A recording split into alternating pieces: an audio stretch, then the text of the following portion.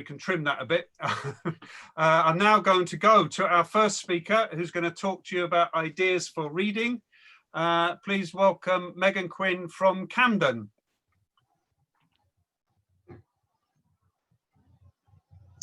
Hello, hi everyone.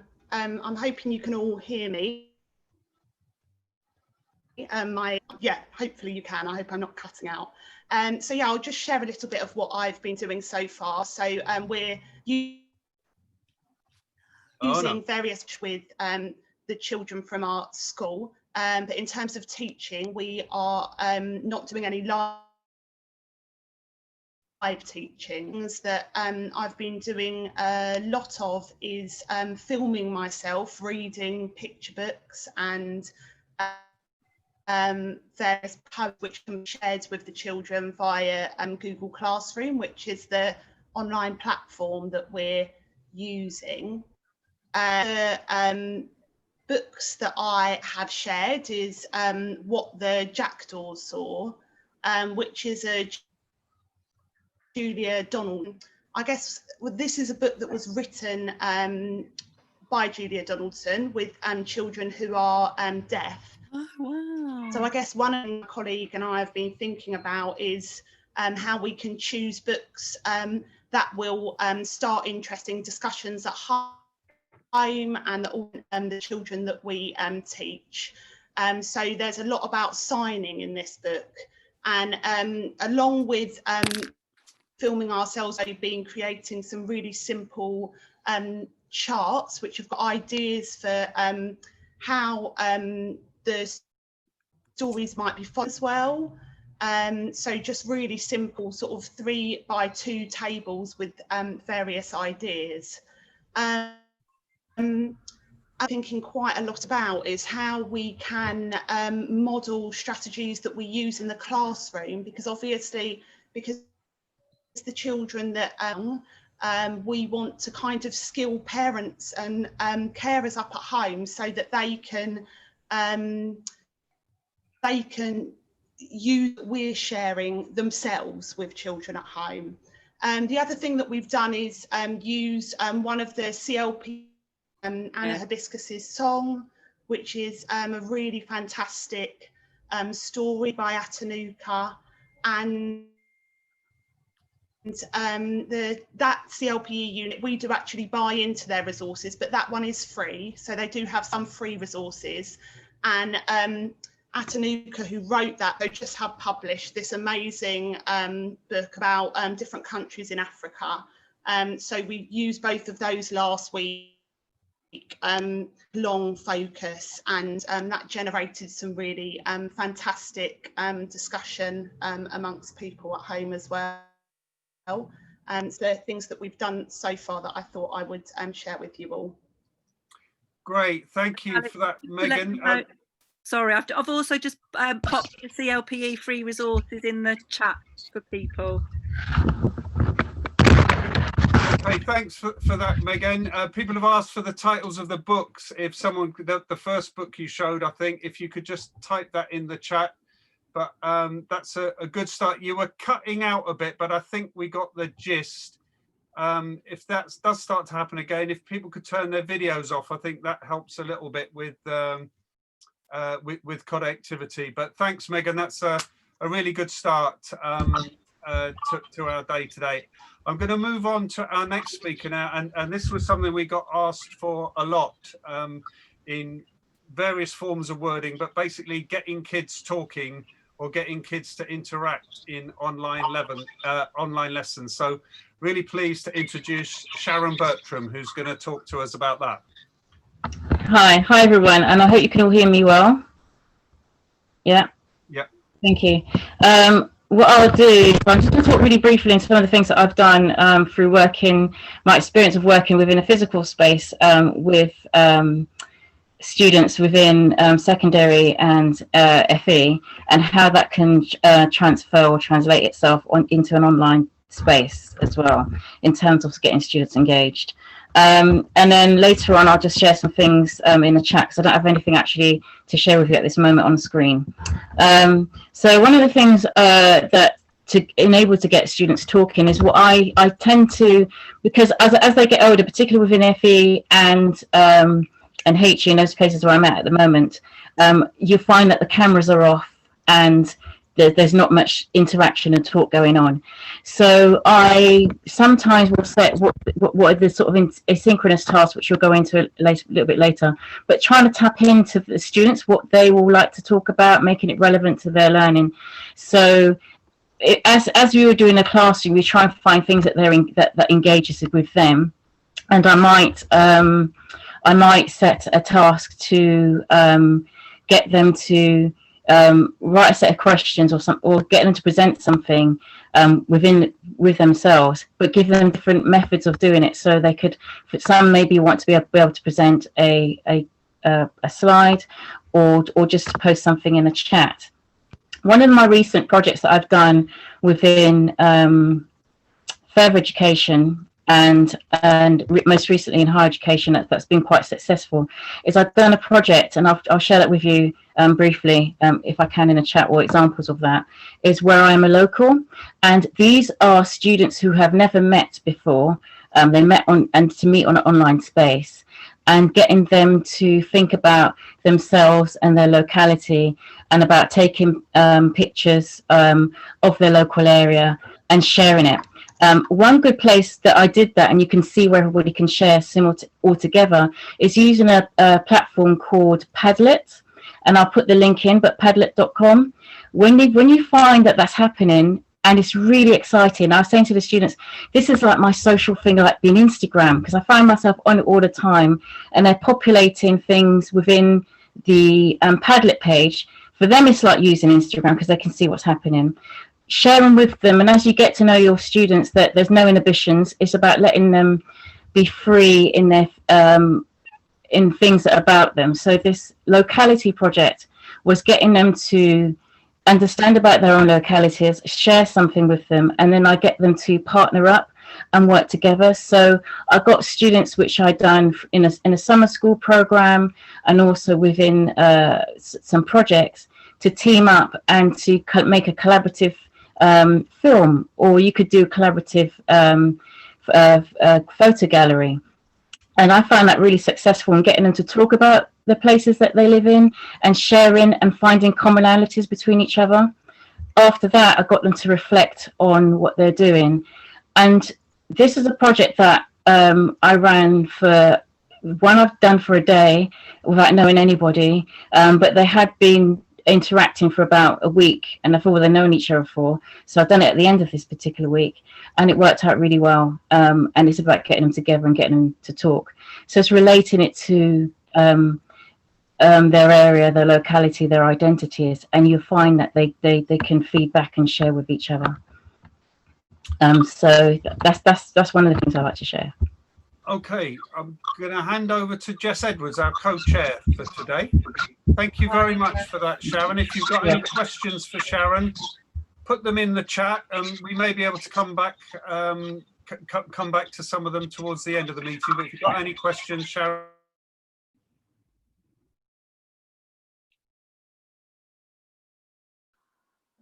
do put them in the chat. And Sharon, if you could put the link to that platform you mentioned. Yes, I will do. Yeah. Now over to Jess Edwards. Thanks. Yeah, I've just been trying to get to grips with Padlet myself, actually, so that spurred me on to have a little look at a little bit more at that.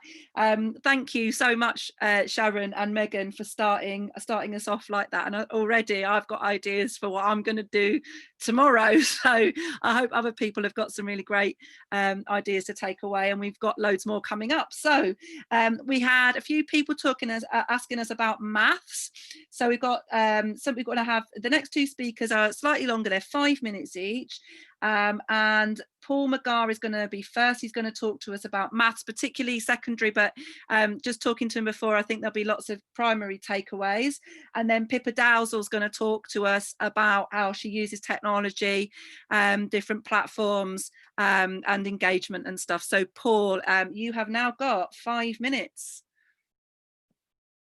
Okay, thanks, Jess. Just to introduce myself, I'm the head of a maths department in a secondary school in East London. And in the time I've got, I just want to make 4 points. One, and these words have never passed my lips before, so this is probably the first and last time I'll say this. I strongly recommend people read the DFE and Ofsted guidance on remote learning. So there, I've said it now, heresy. I've recommended an Ofsted report.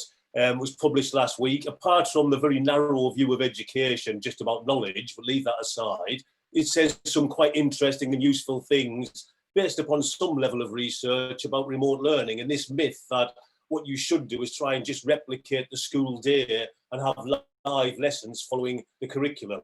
And certainly that's not what we're doing in my department. And it's not just because of prejudice. We've actually asked the students about what nearly half of our students responded to a survey, and we've interviewed them and asked them what worked in the first lockdown and so on. So what we're doing is based upon what the students tell us works for them. And we're using what Ofsted would call an asynchronous approach, which basically means we load up for any group of students, any year group, all of that week's work, resources at the start of the week. It's all broken up. We do lots of little short videos, which the students can pause, play, repeat, when they get the time. Lots of games, lots of quizzes, lots of things to read, little things to watch. So it's a varied and interesting diet. And we say to the students, right, over the course of this week, when you get the opportunity, dip in and out and do this. And then once a week, towards the end of the week, we invite them to join, if you like, a live session for a sort of seminar where they bring questions.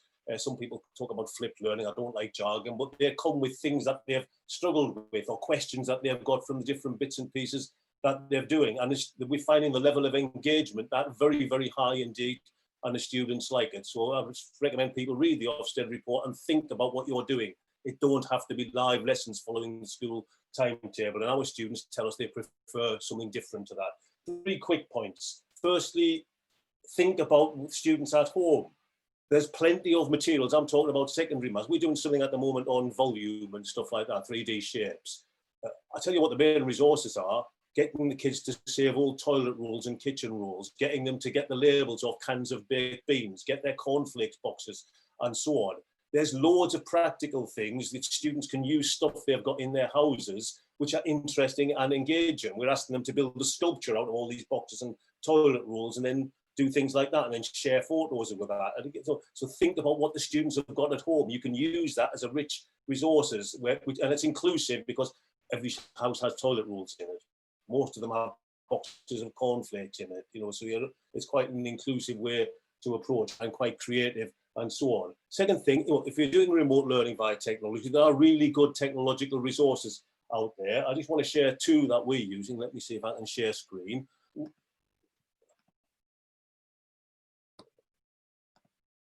Yeah, one is this one. I hope people can see that. Cornerstone Maths, developed by Institute of Education. It's mainly for Key Stage 3, but you can, to be honest, you can use it high Key Stage 2 into Key Stage 4. It's really, really good. There's lots of stuff on that website. I'll put it in the chat. There are 3 modules here. All of them use digital technology and multiple representations. So this one, for example, it uses graphs, and it's about mobile phone games and so on, and bits of maths. They're really fantastic resources, which the students can work through at their own pace and then come with their questions. I would strongly recommend that one.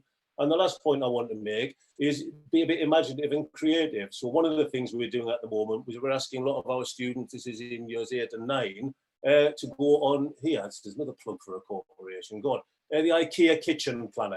It's free, it's online, and you can do all sorts of nice things. You get, there's lots of measurements here. You can change the room design. You can go to 3D views. You can put paint on the walls. We can have a door. Let's have an interior door dropped in there, for example. You get the general picture. And giving the kids, right, come up with your dream kitchen. And the nice thing is, as they put stuff in there, they have to think about the measurements, and also you can get the costs of it. Loads of maths built into that. So we're asking students, design us your dream kitchen, load us up a picture, and then say something about, does it all fit, how much it costs, and so on. And the kind of thing that as long as they've got the digital access, is quite engaging, quite interesting little project. And there's a bit of creativity and a bit of pride in it as well. So I'll stop there. I'll put some of these resources in the chat. I need to stop sharing screen now. And how do I do that? Like that, I think. Okay. Amazing. Thank you, Paul. Lots of smiles there at the IKEA kitchen planner. So we've got somebody else who's going to talk a bit about tech and the kind of tech that's out there, is Pippa Dowsall. I'm not sure where you are, Pippa. Here, I'm here. Hello. Hi. Welcome. Hi. Thank you for getting me to speak. Sort of gobsmacked that I'm talking about tech, because I'm the person who on March, whatever it was, sat down in front of my computer and went, oh my God, what do I do? And I think I've learned quite a lot since then. There's a couple of things that I'm going to show you. One of them, Pablo has already mentioned in the chat, is about like sharing documents and getting students to all write on a shared document. But also I was going to talk about Google Forms, which I use quite a lot for different purposes. I use them for tests, unfortunately, because we're still in this situation where we've got tests, first of all, exams taken away, and now it sounds like mini tests might be coming back through the back door. We'll see what happens about that. But I use them for tests, but they can also use them for assignments, and they can be used for surveys as well.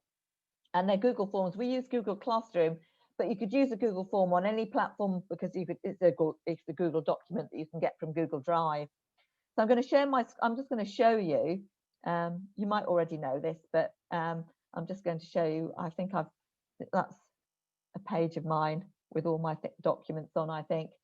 Okay, so if I just go to my Google Classroom page, that's probably the easiest. So if you're using Google Classroom, you could just go to create, and it's a quiz assignment. And that takes you to a Google form, which is a blank quiz, and it comes up like this. And you can do a number of things with it. You can put in a question, and your question can be multiple choice. So you can do multiple choice questions, or you can have short answer questions or long answer questions. And you can also add images, and you can add images by clicking this button here, which adds an image to your question, or you can add an image separately by clicking this button over here. Okay, and you have to have it saved as a PNG file. So as you can see, there's loads that I've prepared earlier. Most of these are snips, actually, from using the snipping tool. So for example, you can see some of the pictures, and some of them are actually bits of writing, some of them are graphs. I teach biology A level. For example, I could select this one.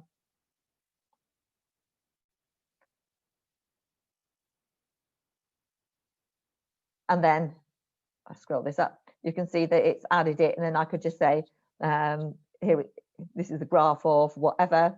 And then I could ask some questions about it below. So you can see how good use for either tests or assignments.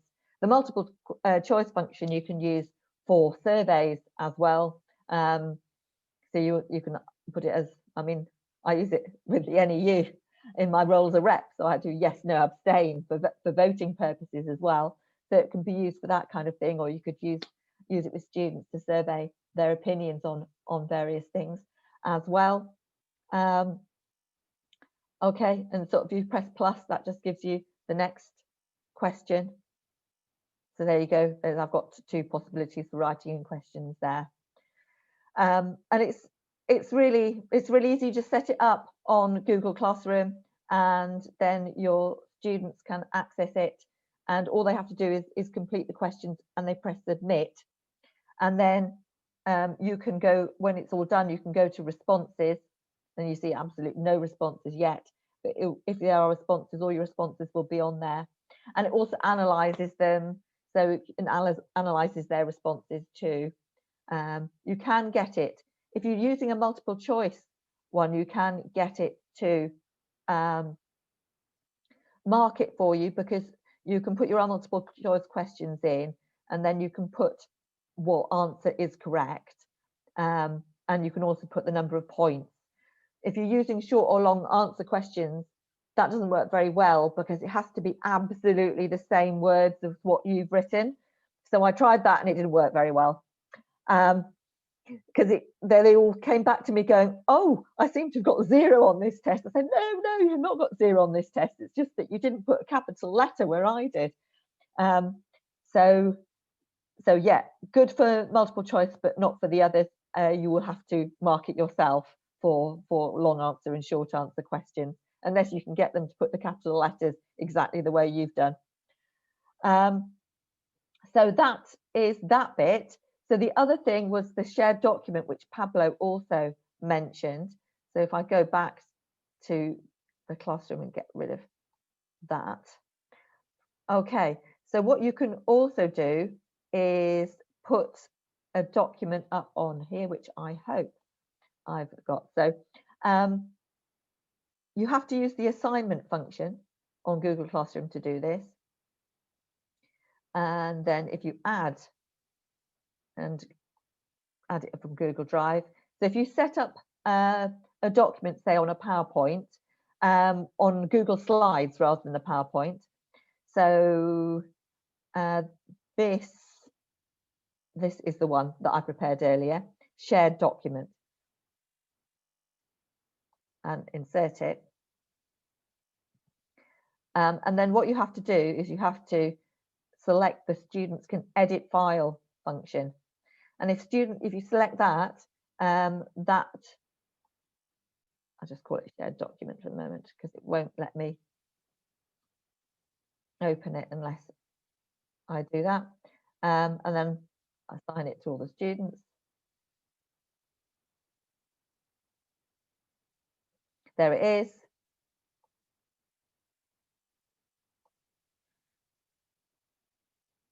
And then you can, this is one I prepared earlier. So you can either have a document and get all the class to be contributing to it, but it's probably easier if you sort of assign groups to particular questions like I've done here. Because otherwise, if they're all trying to write on one document at once, it might get a bit overcrowded. And the nice thing about it as well is with this is you can be looking at it as they're doing it, and it gives each of the students, it color codes each of the students, and you can see who's contributing what to the document as well. So you can see who's writing a lot, who's writing less, and so you can then prompt students who perhaps haven't said anything yet, so, oh, have you got something to contribute to gas exchange in fish?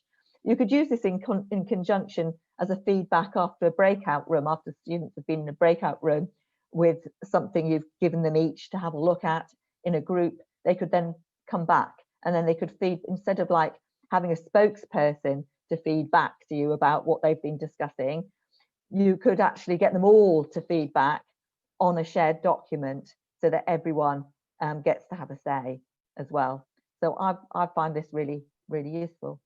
Time's up. Perfect. Thank you. Okay, so I will stop the share. Thank you for listening. Amazing, thank you. That was really, really helpful. I know lots of people use Google Classroom, don't they, but without necessarily thinking about all of the different, how all of the different features can be used, and really nice just to see some collaborative ways that it could be used there as well, because I think that's often what's missing, isn't it, when you're online and you've just got the teacher there and the kids in their own spaces, and that space for collaboration and how kids can work together. I know that lots of people are really calling out for it. I'm going to hand back over now to Alex, who's going to chair the next few speakers, and they're slightly longer, so and then if people want to ask questions again in the chat, and speakers be ready to respond. Alex. Yeah, thanks very much, Jess. Thanks, Pippa and Paul. I mean, we can only hope to scratch the surface in the limited time we've got, and we're all coming at it from different levels of experience and confidence. But I'm really enjoying this today, just finding out what people are doing. And there's lots of good stuff in the chat. We will save the chat and put it into some kind of easily readable form, and we can email it out to everyone if that helps you. So our next two speakers are the two most commonly requested topics that we cover today. The first one is on how do we do art and creative subjects during this period, and I'm pleased to welcome Stephen Sharp. He's not from London, but we won't hold that against him because we really appreciate the fact that you're here, Stephen, and going to share your ideas with us. So, Stephen, you're unmuted. Hi, you're right. Yeah, I responded to somebody on Facebook about 11 o'clock on Friday night. That somebody said, "Does somebody want to do a talk about art and design at a talk?" So yeah, do it. So I've only had like 2 days to prepare for this. So it's it's been a bit mad. But I'm going to share my screen anyway. So I'll just talk to you about what I've been up to. Okay. All right. So I'm going to be talking today a bit about something slightly different. I'll talk about that as well, but really talking about how we can use creativity really across a curriculum, because obviously, nowadays when working all at home and our day has become a bit sort of like all in one. Trying to think about how could we use creativity in designing to reduce our workload and to also improve standards of work across different subjects, not just the art and design subjects. And so really, I'm going to start this little kind of this picture. I mean, how many times you think in education we are forced to do that? We a lot of time we are forced not to think outside the box. There's a lot of things given to us that we've got to do, from whether it's from the government, whether it's from SLT, wherever it may be. But we are given this stuff, and it's very difficult sometimes to think creatively and think about all the things that we could do. And I think a lot of times with that, we don't always know what creativity is, or it's difficult to define, or we're not sure how we can do it. So if we use creativity and take this kind of this quote from Ken Robinson here about what creativity is, the idea is coming up with original ideas which have value. I think that's a really good place to start with, really, with kind of defining what we mean by creativity. And if we just pick this apart a bit, I mean, if you look at the first original, your idea hasn't got to be original to the world. It can just be original to you. Ideas, more than one thing. Creative people always come up with more than one idea, and have value. That could be economic, it could be aesthetic, it could be cultural, it could be whatever kind of value you want to associate with it. But this is a really good starting point, I really think, for explaining and talking about what creativity is all about.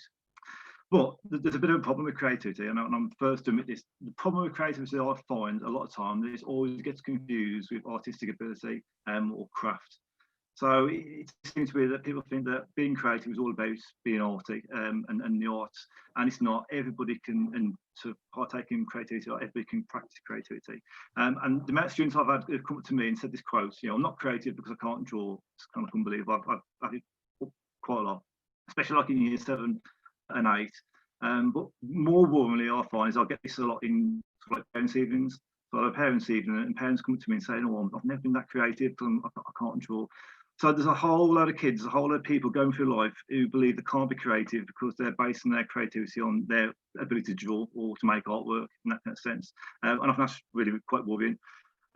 So let's look at this as an idea. I mean, I believe creativity is something that we could all practice, and not just in our lessons, but it can be something we can apply to our planning, assessment, tracking, pretty much all of our aspects of our teaching practice. We can apply some kind of element of creativity to it.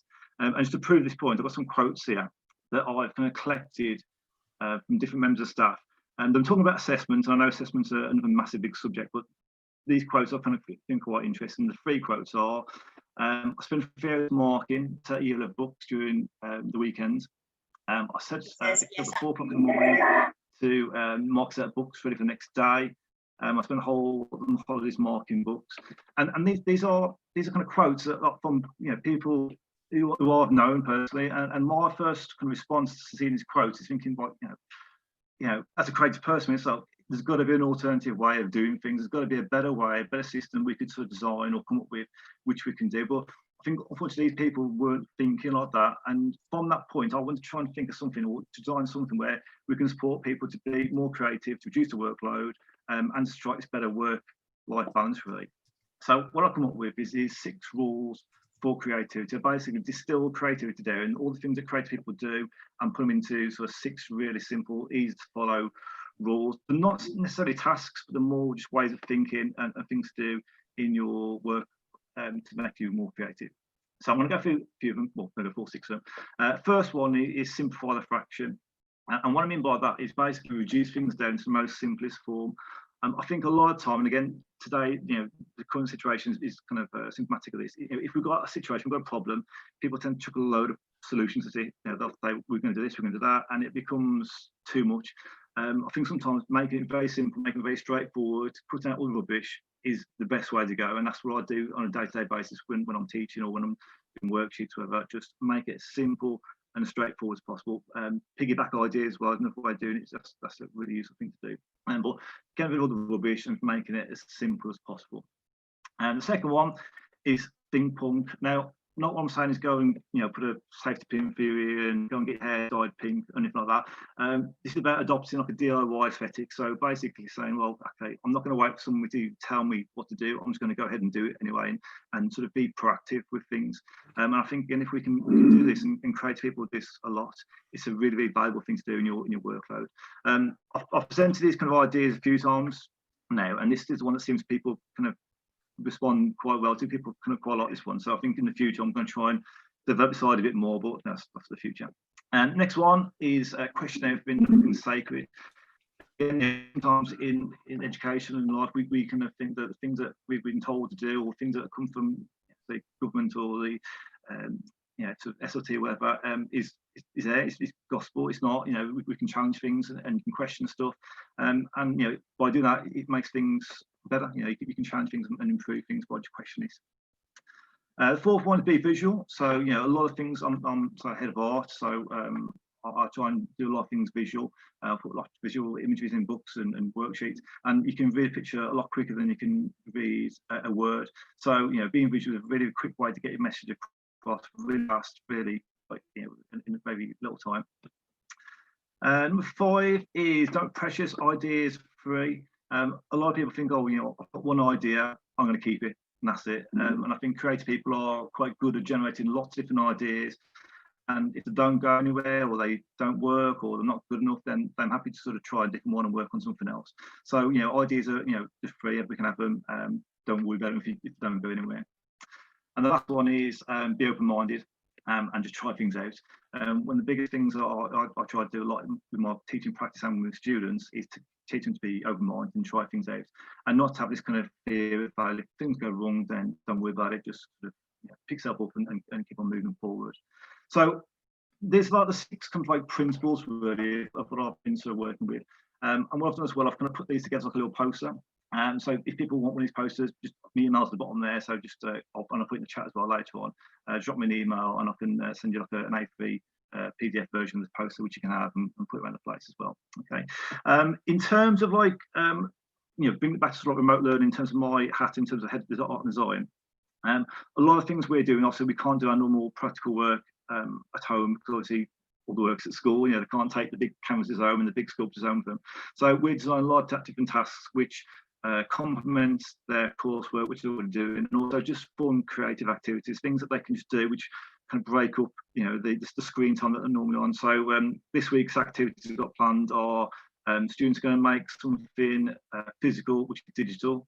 So I'm imagining kids making, I don't know, like 3D emojis, or kids making I don't know, sort of like writing letters maybe even as well, doing that kind of thing. So that's one of the activities. Another one we're doing this week is making some sort of like plants out of sort of papers and things. So we're really trying to be experimental and just play around with ideas, and not be, again, not too precious with ideas, just trying to change things around and be a bit adaptive to what we're doing. That's me pretty much it, I think.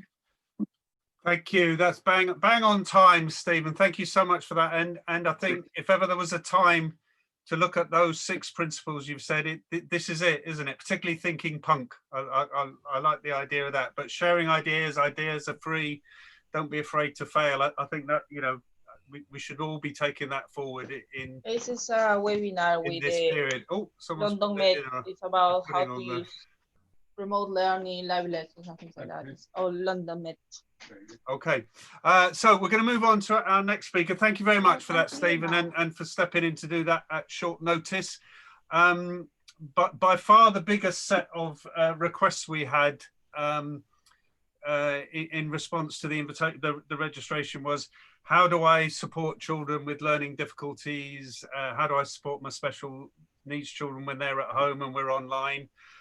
Which is why we've asked Merryn Begg from Croydon, who's an expert in special needs in this area, to talk to us about this subject. So Merryn, thank you very much for coming. Are you there?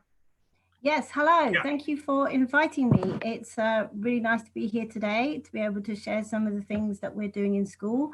I'm a teacher. Oh, and I just wanted to thank everybody for inviting me because it's nice to be able to share some stuff on SEND, which there isn't a lot of platform for in lots of other places. So thank you very much. I'm a teacher for students with profound and multiple learning difficulties, and these are the students that we wouldn't normally do online work with. But my school is an all-age school with a range of disabilities and differences. So I'm going to focus on our students with PMLD just for this first part, and then I'll talk a little bit about what we're planning to do for our students who've got a range of differences and disabilities, but also have English as an additional language. And I'll talk a bit about that as well. So our PMLD students, if someone had said to me a year ago that they'd like to set up remote learning for them, I'd have laughed because it's really not something we would do, and it's not perfect. But I'm pleasantly surprised by how much fun it has been. But I'm going to echo some of what all of the other speakers have said, that if you want to do this, we'll all have to think a bit differently about what we think of as helpful and useful for this set of students. If we want to replicate our lessons and do 5 sessions a day of work for students with PMLD, that won't work. And some of our sessions that we do in our classrooms also won't work. So we shouldn't beat ourselves up about that. But what does work? And I found that sessions that are heavily led by the teacher work really well because for obvious reasons, because you're the one, you can't have any sensory content delivered by the teacher in the way that you might in the classroom. So sensory stories work brilliantly. What we do is I'm doing them, but I'm doing them in a really different way to how I would do it in the classroom. So I'm using text and sharing it from Kindle. So if you, which allows the parents to sort of see that any book can be sensory, because they tend to think they need to have some kind of special books, or the teacher needs to write the story themselves, or it has to be then converted to a PowerPoint. It really doesn't. I'm doing a story called The Disgusting Sandwich, which is brilliant, by the way, has very little text. You can make the text as complicated as you like, or ask questions if you wish to. And it can be used with a range of young people. And it's very cheap on Kindle, and you can share your screen and just allow the parents to experience it that way. What I do is I send a list before to the parents for suggested resources. We don't read the book all the way through. We have short sessions. My sessions for teaching are no longer than 20 minutes because the suggestion is that most people can't focus for more than 40 minutes on Zoom. It is not the same as being in the real world. So any more than that is way too much screen time for our students. You would then I ask the parents to bring the resources, which really influences what I'm going to share, what kind of story. So in school, I might be doing myths and legends and all kinds of things like that, but the parents aren't going to have the resources at home. So it matters what you choose. So the disgusting sandwich is great because people have got bread and they've got cheese. It doesn't matter what resources they use. What matters is how you are supporting them to use those resources. And we do 2 or 3 pages each day, each time that we do it. And it's done, so the story builds on itself. So you add more pages as you go. And the parents get more experienced at doing it, and you get more experienced at doing it. We don't use Google Classroom, we're using Zoom, but that's because our parents have overwhelmingly said that's what they want to use. So we have a Zoom contract with our parents because it isn't GDPR compliant. And as far as we can tell, that's okay. We also do sessions like massage. So I demonstrate the massage, all the techniques, and the parents then do it with the students at home, and you can watch what they're doing. And our parents have overwhelmingly given feedback saying, oh my goodness, I had no idea how to do the activities you were sending in the first lockdown. I was doing them wrong. Of course, they weren't doing them wrong. We're just expecting parents to be able to do what we can do, and assuming that everybody has the same set of knowledges. And I think that that's true across the board. And being able to demonstrate those things that we've never been able to do before has really changed our relationship with our students and also our parents. We recognize that our students are not getting anywhere near the kind of experience they would be getting if we were doing it in a classroom setting with lots of people in the community that creates. However, it is creating a community with our parents who now feel really supportive. We do 2 sessions a day, no more than that, one morning session, which is again 20 minutes for the students, but it's a 30-minute session. We have 10 minutes to say hello in the morning in each session, and then some feedback at the end of the session. And then there's an afternoon session. We also use some remote learning too. So for example, we might do some work with classroom so students from the classroom will also join kids that are at school. And we do some asynchronous tasks. So we'll send some tasks to go home as well. Some of those are by video. So our school has a home learning page now, which was all created during the lockdown. We had none of these resources before. Videos are made and then placed on there for students to be able to access outside of the time that they're actually with us. Many of them are about sociability and designed to be used with their families. So they've got siblings, those siblings can then contribute to that as well. And it increases the ability for our students to have more family time and more family interactive time that they might need with us. And we're also now exploring podcasts, which is also a really nice way to be able to include the kind of information that parents can use more flexibly, because with PMLD students, there are lots of care needs, and those care needs still need meeting regardless of what the situation is. And parents have less support at home because many of them are not having their carers come in. So it's them doing everything.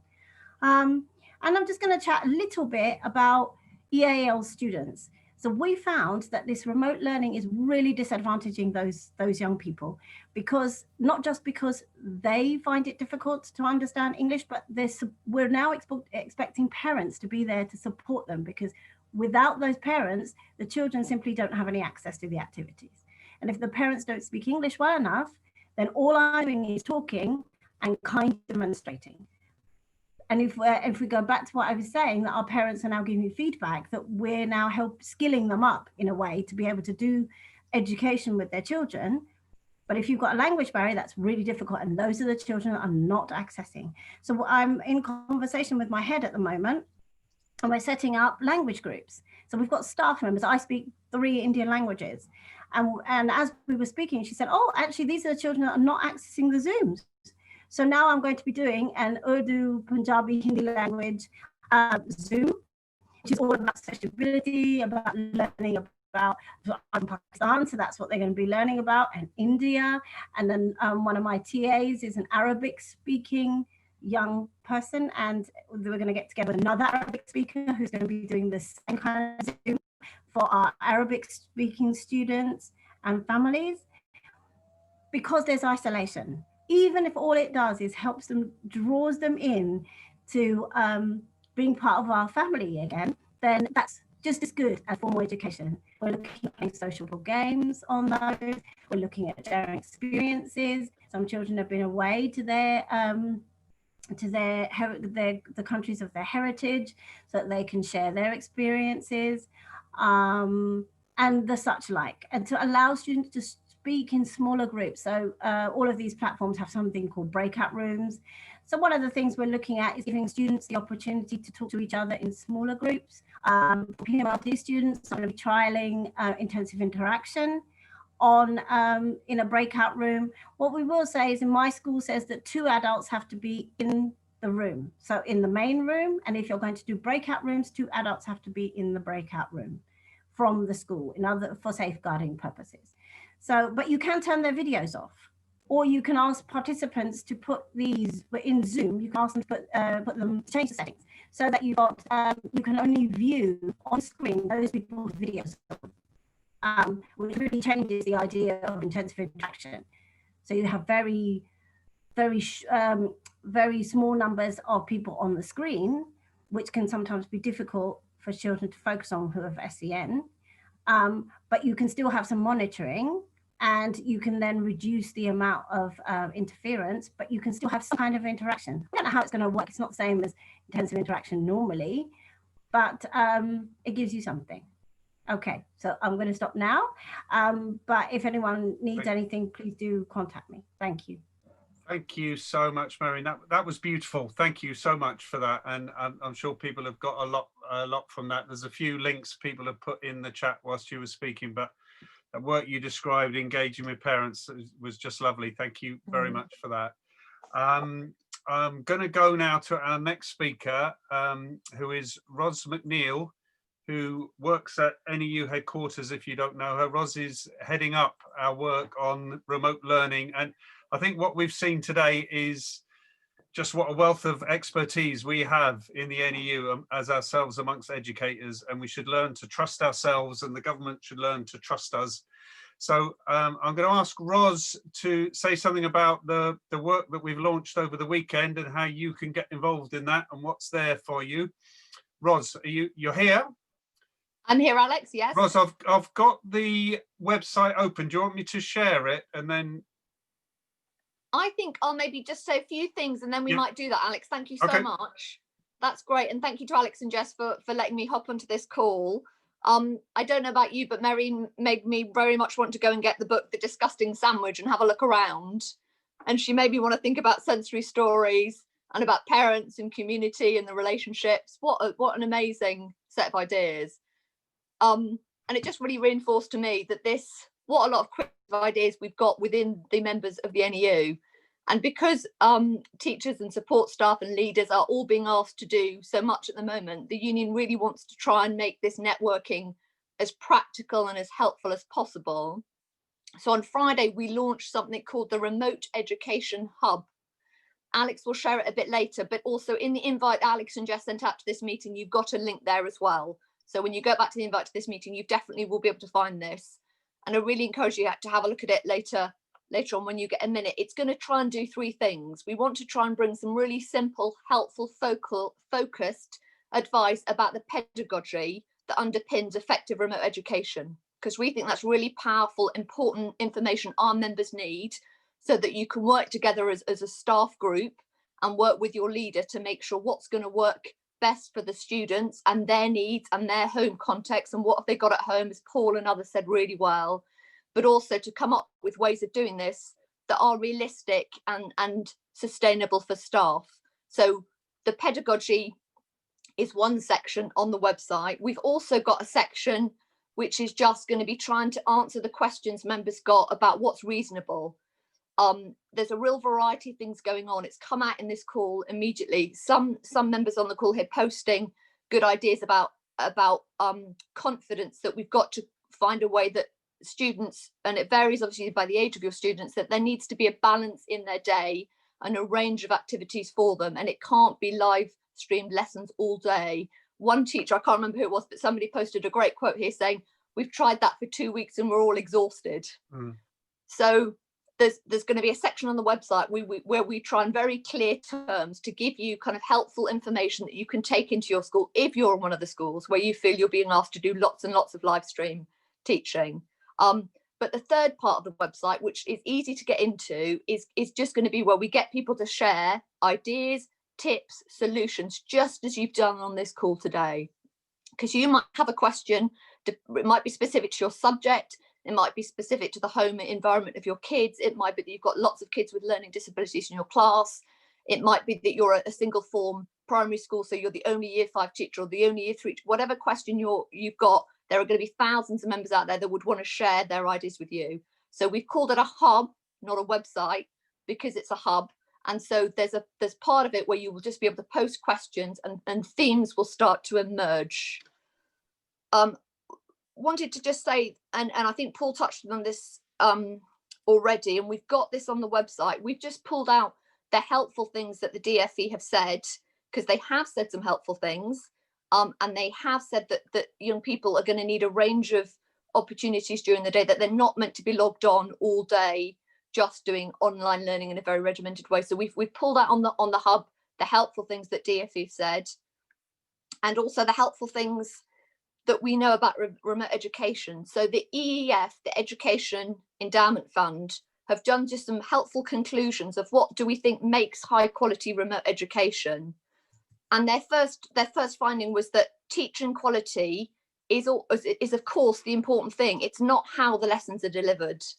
It's teachers' professional judgment. So heads have got to free up time for teachers to work together, because it will be the same things as normal: clear explanations, scaffolding, feedback to students. Those things that matter normally still matter. They matter much more than whether it's 6 hours of online. The second thing that the EF found, which I think it's really important for us all to know as a union, is that peer interactions are going to carry on being really, really important. That peer interactions provide that motivation and improve learning outcomes. So thinking about how we can get students, and again, of course, this is age related and it will vary for students with SEND, but how we create ways for students to interact with the content and to share ideas. And we've already got into this in the call, people sharing how you're trying to use group work and that element. And the final thing that the EF found, which I think is important, that it's really, they said that it's important we empower teachers to be able to work together and feel safe, feel able to take risks, feel able to work together, ask questions and work their way through this together. So that's some of the kind of information that's on the hub already.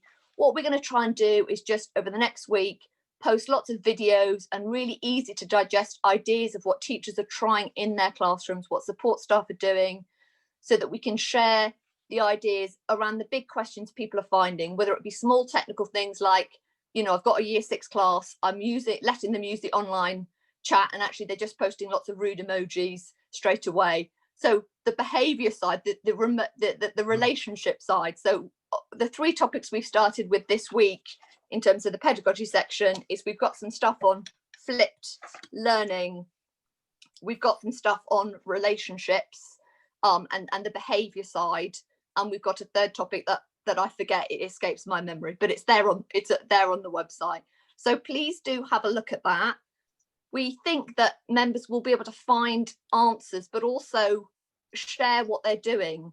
When we say to people the phrase good practice, people can feel obviously overawed by that, but you've shown today, just by having teachers with different subjects talking about some of the tips you've got, how empowering and how illuminating I think that can be for other teachers. So Alex is showing you the front page, which is really useful, Alex. That's so helpful. And Alex, thank you for that page, because what you're showing there is that we've got an example blended learning policy. So if people feel that perhaps you think what's going on in your school doesn't feel manageable or doesn't perhaps feel very well planned, you might want to go and have a look at that example blended learning policy. So thanks for bringing that up, Alex. Now, if you go back one step, Alex, for me into the guidance section. Thank you very much. So on the orange button in the middle, we've got guidance. And then, thank you, that's exactly the page I was hoping you might find, Alex. That's then, we've got some kind of practical tips coming up from the main things we're finding that teachers are asking about what's reasonable, what feels fair, what is the approach we should be doing it. We've boiled some of that into some do's and don'ts around planning, that you should still get PPA time, some of those practical aspects boiled down for you there. So we hope that you'll find that useful. And one more back to guidance there, Alex, if you don't mind. And then the orange button to the left has just got some information about, it says what the NEU means by remote education. Can't see. Sorry, oh, Alex, the orange one there. And I think, again, that's intended to be information that members can use in your school to talk through. Do you feel the way you're being asked to plan, the parental expectations, the practical side of it? Do you feel that young people are being given a balanced range of activities, and are you as staff getting enough support? So So that information there is hopefully intended to support you if you need to have some conversations with your senior managers, but also lots of information on the website about teaching, about learning, about how to support it during this period. There'll also, of course, be information about well-being. Your well-being is the key people in this, and also all the fantastic work schools are doing to try and think about the well-being of students. And that goes through from the issues around safeguarding through to the day-to-day maintaining those relationships, which we know are so important in terms of keeping students feeling engaged, feeling part of their class, feeling part of your subject. So there'll be more information to come, and the range of information will grow over the next week. But we're confident that there's enough there at the moment that we think it's worth you going on having a look. And in the third section, which is the hub section, obviously we'd encourage you to have a look at the themes on it and the topics that are already beginning will grow up this week, and to post your ideas and share what you're doing as well. I'll leave it there, otherwise I will be the only speaker that goes over time on this call, because all the other speakers perfectly use their time. Thanks very much. Okay, right. Thank you, Ros. Thanks so much, and thanks for taking time out to join us and talk us through that. I hope everyone will look at that website and join the networks and things like that we're setting up. I'm going to ask Kerith Harris if she can do a minute just to tell us. Kerith works in our London office and is working on plans for organising similar events across the region, and then Jess Edwards will close the meeting. So just before I ask Kerith, thank you all for coming. If you've got any feedback on that, let us know, because that will help us planning future events. So Kerith. Thank you, Alex. So yeah, my name is Kerith and I'm the Learning and Development Organiser for the London region. And a minute doesn't really give me enough time to say how grumpy I was about having to work on a Sunday and how utterly inspired I feel now and want to kind of carry on and get on with stuff. So yeah, this meeting has been amazing. In discussion with kind of Alex and Jess and other members around London, we will be doing more of these kind of events. So what we're looking at is a kind of series of somewhere in between a sort of TeachMeet and a workshop. It'll be hosted by districts taking in turns to kind of host those meetings. And what we're going to do is look more at particular areas of remote learning. So in the chat, I can see, for example, people have asked about behaviour and about looking at the work of TAs in the online learning. Definitely wanting to know more about some of the technology, like sharing sensory stories from Kindle and so on. So we'll take kind of some of these themes and expand them out a bit more. So we've got a bit more time to look at these individual sessions. But like this meeting, they will be member-led. So some of you may have already seen and in fact responded to a survey that I sent out on Tuesday last week to start these weekly sessions going. And we've had an amazing response. So within a couple of hours of that survey being out, nearly 400 members across London had responded to say that they would love to be involved and gave us ideas of what we could look at and volunteered to be part of panels or share their ideas, which is amazing. I'm just constantly inspired by you all.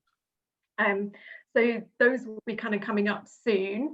So do keep an eye out for those. And we also asked about the timing of those meetings, and you came back and said to us that for the most part, that weekday evenings, sort of twilight sessions are probably most useful. So I think we're looking at potentially doing sort of the Thursday TeachMeet, because we like the alliteration, and I understand that our national team have also kind of thought about Thursday as being a kind of good day for these sessions. So do keep an eye out for those, and we'll come back to doing like I say, slightly more detailed sessions. I've also been keeping an eye on the chat for kind of questions, and you've all been amazing at actually answering your own questions. So I'm not sure there's actually too much left for us to answer now, but obviously we can do if anything specific comes up. But the main thing is that we have been recording this session and we will save the chat. So for anyone who's kind of struggled to keep up with all the brilliant ideas, don't worry, we will get it sent out to you. Okay, so Alex and Jess, I don't know if you want to take any questions now, or whether we actually, like I say, for the most part in the chat, everyone's been answering their own questions, which is just wonderful. So. Yeah. So I just want to thank you all very much for coming. We've reached near the end of our hour, and I know that people will be keen to get on, but I did want to just end by saying, you know, the government has thrown us into the most challenging time that anybody could have faced as educators, and you know, we know that we're attacked in some of our newspapers as being, you know, lazy and doing nothing at home and all of the rest of it, and what do we do with our time? But nothing could be further from the truth, could it? And I think this event has just really shown that we are the people who have a passion for education and who want education to work in the lockdown, despite the fact that the government have made so much of a mess of the COVID crisis that our schools are now closed. We want to do it in a manageable way. We want to do it in the way that is the best kind of learning for the children. We want to collaborate. We want to work with families and with communities. And I think we've heard all of that from today. And I've certainly felt really uplifted from hearing all of your ideas. I've certainly got some ideas to take back, and I really hope that this is the first in a series. So yeah, please do keep your eyes peeled, and do send in if you want to share any ideas that you've got. Send them in, and we'll have more where we can broaden it out. Maybe we'll have specific ones, you know, maybe it's worth doing a specific one just on SEND, or maybe it's worth having something specifically on reading, and all of those other things. So but I will leave it at that, and just to say thank you very much again for coming, and we will see you again soon.